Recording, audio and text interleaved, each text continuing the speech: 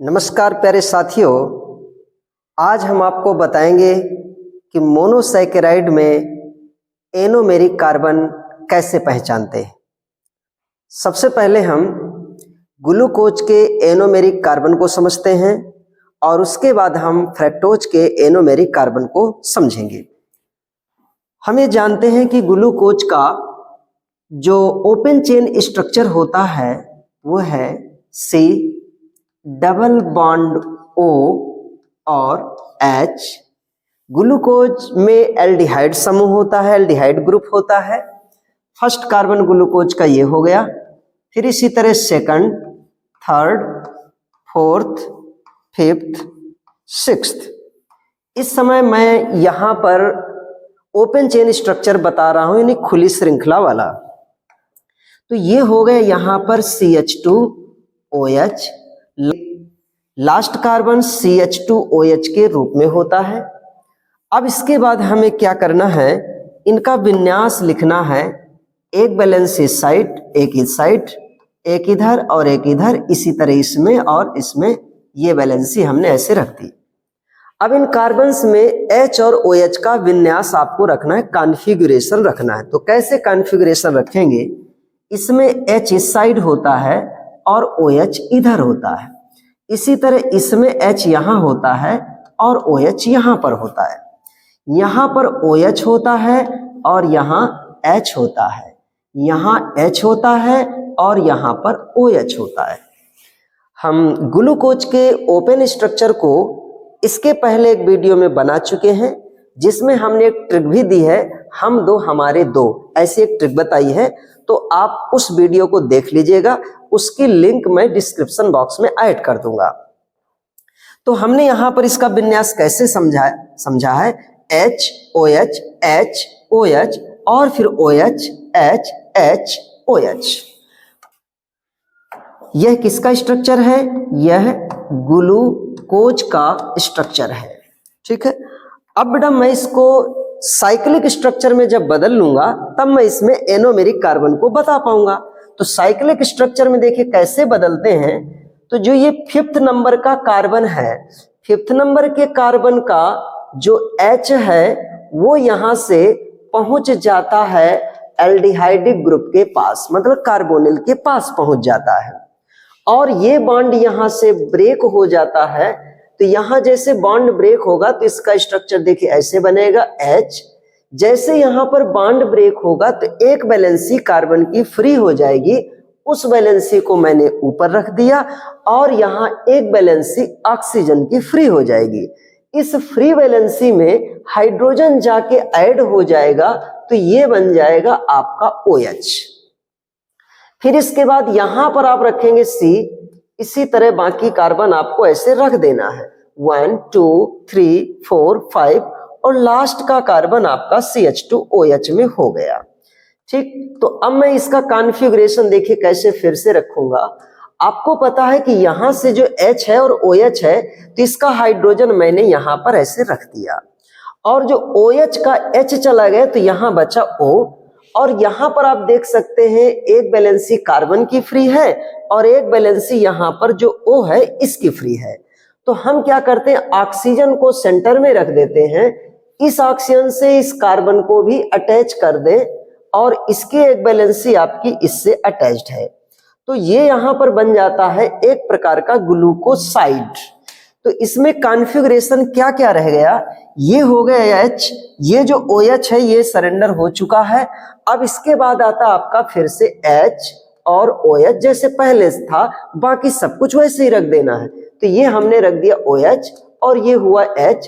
फिर यहां पर क्या रखना है, H और OH। अब आप इस कार्बन को कंपेयर करिए कि यहां पर जो आपका कॉन्फ़िगरेशन था ये सब कुछ सेम है, ये वाला कार्बन इस तरह चेंज हो गया है, लेकिन यहां पर आप देखेंगे इस कार्बन में कहीं पर भी HOH पहले से नहीं था, लेकिन कार्बोनिल कार्बन किस में चेंज हो गया है, CHOH में चेंज हो गया है। ये कार्बन आपका अब बन गया कायरल कार्बन। तो वह कायरल कार्बन जो कार्बोनिल से बन करके आया है उस कार्बन को हम कहेंगे एनोमेरिक कार्बन। अब कायरल कार्बन क्या होता है ये समझ लेते हैं। जिस कार्बन की चारों वैलेंसीज डिफरेंट डिफरेंट ग्रुप से अटैच्ड होती हैं वो कायरल कार्बन होता है। जैसे मैं यहां पर इस कार्बन की बात करूं तो एक वैलेंसी OH से अटैच है, एक वैलेंसी S से अटैच है और एक वैलेंसी इतने सारे ग्रुप से और एक वैलेंसी इतने सारे ग्रुप से अटैच्ड है। मतलब कोई भी वैलेंसी है, मतलब कार्बन की चारों वैलेंसी डिफरेंट डिफरेंट ग्रुप से अटैच्ड होती हैं। अब देखिए इस कार्बन में डबल बॉन्ड O और H था, लेकिन यह कार्बन किसमें बदल चुका है? कायरल कार्बन में बदल चुका है। कायरल क्यों है? क्योंकि इसकी चारों वैलेंसीज डिफरेंट डिफरेंट ग्रुप से अटैच्ड हो चुकी है। इस वैलेंसी में हाइड्रोजन, इस वैलेंसी में OH और इस वैलेंसी में इतना सारा ग्रुप और इस वैलेंसी में ये ऑक्सीजन और ये इस तरह। तो हम ये कह सकते हैं चारों वैलेंसी डिफरेंट हो गए तो कायरल। लेकिन ये कायरल कहां से बन के आया है? कार्बोनिल ग्रुप से बन के आया है। तो जो कार्बन मोनोसैकेराइड में कार्बोनिल ग्रुप से बनकर के आता है उस कार्बन को हम कहते हैं एनोमेरिक कार्बन। तो ये आपका हुआ बेटा एनोमेरिक कार्बन।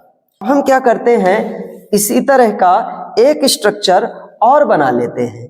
तो चलिए मैं यहां पर एक स्ट्रक्चर और रख देता हूं, लेकिन इन दोनों में एक डिफरेंस आपको बताना है। ये तो जहां पर इस कार्बन में OH राइट साइड है, मैं इस बार इस कार्बन में OH लेफ्ट साइड रख देता हूं और H को यहां रख देता हूं। कहने का तात्पर्य एनोमेरिक कार्बन को जब हम रख देते हैं तो ग्लूकोज के दो तरह के स्ट्रक्चर पॉसिबल हो जाते हैं उनके कॉन्फ़िगरेशन के आधार पर। तो यहां पर मैंने इसका कॉन्फ़िगरेशन रखा H इधर OH इधर, और एक ऐसा भी पॉसिबल है कि इस कार्बन में OH इधर हो जाए H इधर हो जाए। ये बात आपको क्लियर हो गई कि एनोमेरिक कार्बन क्या है। एनोमेरिक वह कार्बन है जो कार्बोनिल से बन करके आया हुआ है जब हम साइक्लिक स्ट्रक्चर बनाने जा रहे थे। लेकिन इस एनोमेरिक कार्बन के जब हमने दो कॉन्फ़िगरेशन रखा, जिनमें से एक तरफ OH, एक में OH राइट साइड है, तो हम इसको कहेंगे अल्फा ग्लूकोज और इसको कहेंगे बीटा ग्लूकोज। क्यों? क्योंकि इसमें बीटा ग्लूकोज, क्योंकि इसमें OH कहां पर है? लेफ्ट है। तो कि ग्लूकोज के दो फॉर्म कौन कौन से हैं? एक फॉर्म का नाम अल्फा ग्लूकोज और दूसरे फॉर्म का नाम बीटा ग्लूकोज। अल्फा ग्लूकोज और बीटा ग्लूकोज ये दोनों एक दूसरे के एनोमर्स कहलाते हैं। तो इसको हम बोलते हैं, ये दोनों क्या हैं? एनोमर्स हैं। किसके एनोमर्स हैं? ग्लूकोज के एनोमर्स हैं। अब एनोमेरिक कार्बन मैं यहां पर लिख देता हूं। इस कार्बन को कहा जाएगा और इस कार्बन को कहा जाएगा एनोमेरिक कार्बन। एनोमेरिक कार्बन, ठीक है। तो ग्लूकोज के हमने दो एनोमर्स पढ़ लिए। इसी तरह हम फ्रक्टोज के दो एनोमर्स पढ़ेंगे, वो कौन कौन से हैं और फ्रक्टोज में एनोमेरिक कार्बन कौन सा है ये भी देखना है। तो चलिए मैं सबसे पहले फ्रक्टोज का ओपन चेन स्ट्रक्चर लिखता हूं, C double bond O। Glucose में देखो यहां पर होता है हाइड्रोजन, लेकिन फ्रक्टोज में इस जगह पर होता है CH2OH। अब 1 2 3 4 5 और ये मैंने रख दिया 6। सिक्स्थ कार्बन क्या होता है? CH2OH के फॉर्म में होता है।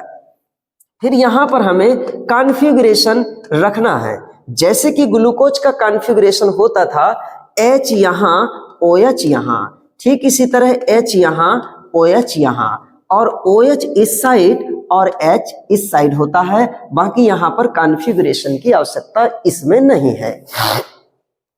तो अब यहां देखते हैं, इसको भी हम साइक्लिक स्ट्रक्चर में बदलेंगे। जैसे साइक्लिक स्ट्रक्चर में बदलेंगे तो देखते हैं कैसे। यहां इसका जो 5th नंबर का कार्बन है उसके OH का हाइड्रोजन जाता है किसके पास? इस ऑक्सीजन के पास, और इस बॉन्ड को यहां से ब्रेक कर देते हैं तो ये बनेगा C, यहां पर आ जाएगा O और इस ऑक्सीजन में H जुड़ जाएगा।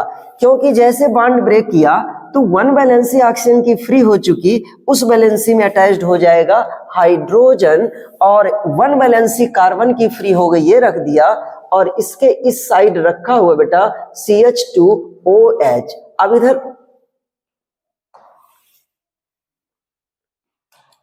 अब इधर क्या है, यहां पर मैं रखता हूं C, यहां H और OH, इधर रखूंगा C और OH, यहां H, ठीक इसी तरह C और इधर H, और ये हो गया आपका CH2OH। 1 2 3 4 5 6। अब आप ये देखेंगे कि ये वाला जो ऑक्सीजन है इसकी एक वैलेंसी फ्री हो चुकी है और ये कार्बन की एक वैलेंसी फ्री हो चुकी है, तो हम ऑक्सीजन को यहाँ पर सेंटर में रख करके इस वैलेंसी को इससे अटैच कर देते हैं और इस वैलेंसी को इससे अटैच कर देते हैं। तो ये बन गया, इसमें भी एक प्रकार से साइक्लिक स्ट्रक्चर बन गया। और इस साइक्लिक स्ट्रक्चर में आप देखते हैं कि जिस कार्बन को मैं कहां से बदल करके लाया, कार्बोनिल कार्बन से चेंज करके लाया हूं, तो ये कार्बन बदल गया है कायरल कार्बन में। अब इस कायरल कार्बन में ये देखेंगे एक वैलेंसी इधर CH2OH है, एक वैलेंसी OH है, एक यहां और एक यहां। तो सीधी सी बात, जो कार्बन कहां से बन करके आया, कार्बोनिल कार्बन से, उस कार्बन को हम क्या बोलेंगे, एनोमेरिक कार्बन बोलेंगे। यानी ये भी कह सकते हैं कि जो फ्रक्टोज का एनोमेरिक कार्बन है वो कौन से नंबर का है, सेकंड नंबर का कार्बन एनोमेरिक होता है। ये फर्स्ट है, सेकंड है, तो फ्रक्टोज का सेकंड नंबर का कार्बन एनोमेरिक होता है, जबकि ग्लूकोज का फर्स्ट नंबर का कार्बन एनोमेरिक होता है। ये भी ध्यान रखना है। अब यहां पर मैंने जैसे एनोमेरिक किया, तो एनोमेरिक कार्बन का कॉन्फ़िगरेशन यदि हम एक और रख दें, यानी दो तरह के पॉसिबल हैं, तो एक और भी फॉर्म रख रहा हूं। तो यहां जैसे मैंने ऐसा रख दिया, अब मैं इसमें कुछ चेंजिंग कर दूंगा। तो क्या चेंजिंग करूंगा, जो CH2OH यहां है और OH यहां है, तो मैं इस बार यहां CH2OH रख दूंगा और OH इधर रख दूंगा। तो जैसे मैं रखता हूं, तो OH यदि राइट साइड है तो मैं इसको बोलूंगा अल्फा फ्रक्टोज, और यदि इसमें OH लेफ्ट साइड है तो मैं इसे बोलूंगा बीटा फ्रक्टोज। ठीक है, इसको बीटा फ्रक्टोज बोल दिया। अब अल्फा फ्रक्टोज और बीटा फ्रक्टोज क्या है, दोनों एक दूसरे के क्या है, एनोमर्स हैं। तो मैं यहां पर आपको जो एनोमेरिक कार्बन बताया था, तो इससे क्लियर हो गया कि जो ग्लूकोज होता है, ग्लूकोज के कौन से नंबर का कार्बन एनोमेरिक होता है। आप देख सकते हैं पहले नंबर का कार्बन एनोमेरिक होता है। कहां से बन गया, कार्बोनिल कार्बन से। इसी तरह यहां पर जो फ्रक्टोज होता है, फ्रक्टोज का कार्बोनिल कार्बन देखिए सेकंड नंबर का है, तो ये चेंज हो जाता है कायरल कार्बन में, और इसी कायरल कार्बन का नाम क्या होता है, एनोमेरिक कार्बन। तो ध्यान रखना है, फ्रक्टोज का जो सेकंड कार्बन है वो एनोमेरिक होता है साइक्लिक स्ट्रक्चर के फॉर्म में, और जो ग्लूकोज का एनोमेरिक कार्बन होता है वो फर्स्ट नंबर का होता है जब उसको साइक्लिक स्ट्रक्चर में लिखा जाता है।